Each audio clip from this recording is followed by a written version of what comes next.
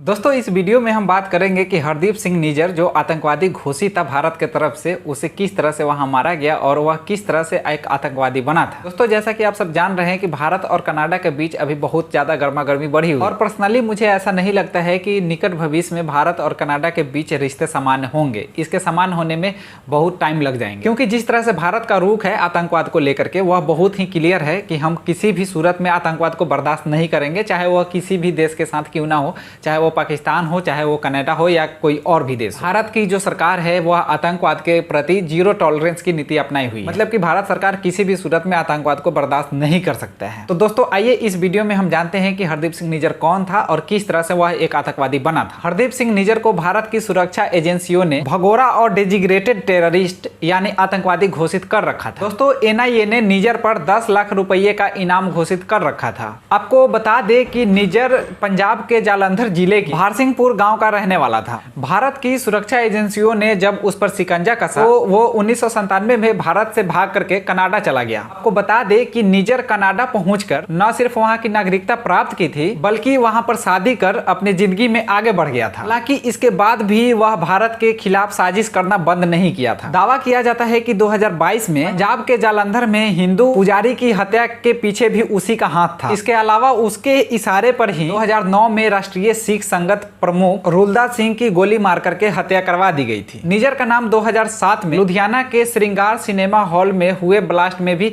आया था। निज्जर के खिलाफ दर्ज आरोप यहीं तक सीमित नहीं रहते। बताया जाता है कि पंजाब के पूर्व सीएम बेअंत सिंह के भी हत्याकांड में उसी का हाथ रहा था। उसने इस हत्याकांड में शामिल जगतारा सिंह को 10 लाख रुपए की आर्थिक मदद की थी। निज्जर के लिए यह भी कहा जाता है कि उसका संपर्क पाकिस्तान के आईएसआई से भी था और इसके साथ ही वह एसएफजी से भी जुड़ा हुआ था। दोस्तों आपको बता दें कि निज्जर एक आतंकी संगठन भी बनाया था जिसका नाम था केटीएफ यानी खालिस्तान टाइगर फोर्स और वह इसका प्रमुख भी रहा था। उसने 2014 में इस संगठन की स्थापना की थी। एनआईए लगातार उस पर भारत सरकार के खिलाफ भावनाओं को भड़काने का आरोप लगाता रहा है। 18 जून 2023 को हरदीप सिंह निज्जर की हत्या हुई थी। एक गुरुद्वारे के पार्किंग स्पेस के पास 2 बंदूकधारी आते हैं, वो नकाबपोश होते हैं और इनको धाराधार गोली मारते हैं और वहां से भाग जाते हैं और वहीं पे इनकी गोली मार करके हत्या कर दी जाती है। दोस्तों आपको बता दें कि निज्जर की हत्या के बाद जितने भी खालिस्तान समर्थक थे वो सारे एकजुट हुए थे। कनाडा के अलावा लंदन,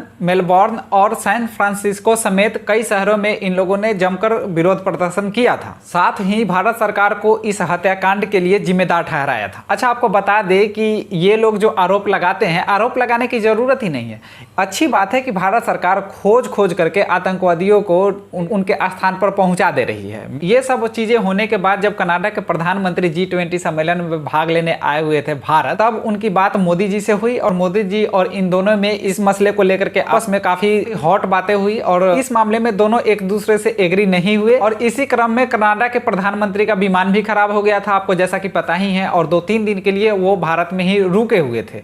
उनको रुकना पड़ा क्योंकि उनका विमान खराब हो गया और 2-3 दिन रुकने के बाद उनके यहाँ मतलब कनाडा में जस्टिन ट्रूडो का जमकर के विरोध प्रदर्शन हो रहा था कि भारत ने उनको कोई भी तवज्जो नहीं दिया है। और ये अच्छी बात है कि भारत सरकार ने उनको तवज्जो नहीं दिया, क्योंकि आतंकवादी का समर्थन करने वाले किसी भी व्यक्ति को भारत सरकार को सपोर्ट नहीं करना चाहिए। और ये भाई साहब यहाँ से जाते हैं कनाडा और वहाँ के जब अखबारों में और वहाँ के जब लोगों में पता चलता है कि इनको लेकर के बहुत विरोध है तो ये जाकर के भारत के खिलाफ जहर उगलते हैं और वो जैसा कि आप सब देखे भी होंगे वीडियो में कि जाकर के अपने संसद में अपने पार्लियामेंट में जाकर के भाषण देते हैं कि निज्जर के हत्या के पीछे भारत का ही हाथ था और हम इसको पुरजोर तरीके से उठा रहे हैं। दोस्तों हम ट्रूडो का वो बयान बताते हैं जो उन्होंने अपने संसद भवन में दिया था। कनाडा की एजेंसियों ने पुख्ता तौर पर पता किया है कि निज्जर की हत्या के पीछे भारत सरकार का हाथ है। जस्टिन ट्रूडो यही नहीं रुके, उन्होंने आगे ये भी कहा हमारे देश की जमीन पर कनाडाई नागरिक की हत्या के पीछे विदेशी सरकार का होना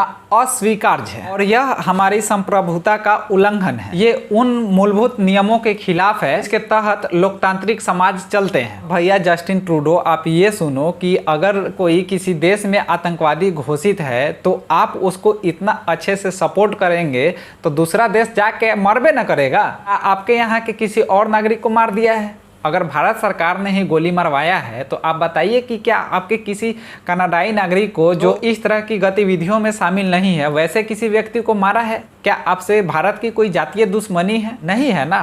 तो भारत के तोड़ने वालों को चाहे वह दुनिया के किसी भी कोने में छिप जाए, उसको मारेगा और यह मारना अति आवश्यक है। जिस तरह से कनाडा के प्रधानमंत्री जस्टिन ट्रूडो कह रहे हैं कि भारत सरकार ने हमारी ज़मीन पर हमारे ही लोगों को मारा है, तो सबसे पहले तो यह भारत के लिए उपलब्धि है और यह अच्छी बात है कि वह दुनिया के किसी भी कोना में जा करके अपने यहाँ के देशद्रोहियों को और आतंकवादियों को मार रहा है या ठिकाने लगा रहा है। और दूसरा बात, आप ये समझिए कि जिसे आप कनाडाई नागरिक बता रहे हैं वह 1997 से ही भारत का भगोड़ा आतंकवादी है। तो सबसे पहले प्रश्न ये उठता है कि अगर किसी देश ने किसी को आतंकवादी घोषित कर रखा है तो उसको आप अपने यहाँ शरण ही क्यों दिए?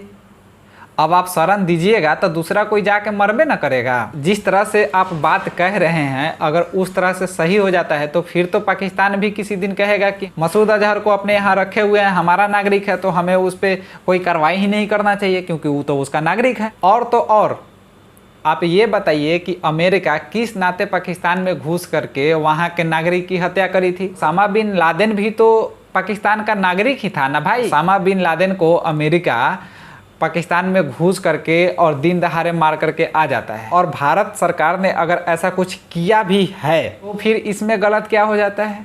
तो दोस्तों, मेरे ख्याल से गवर्नमेंट अच्छा काम कर रही है और आने वाले दिन में भी अच्छा ही काम करेगी, और कम से कम टेररिस्ट के खिलाफ तो ऐसा ही एक्शन होना चाहिए। बात बाकी आपकी क्या राय है आप कमेंट बॉक्स में बताइएगा। मिलेंगे अगली वीडियो में। जय हिंद।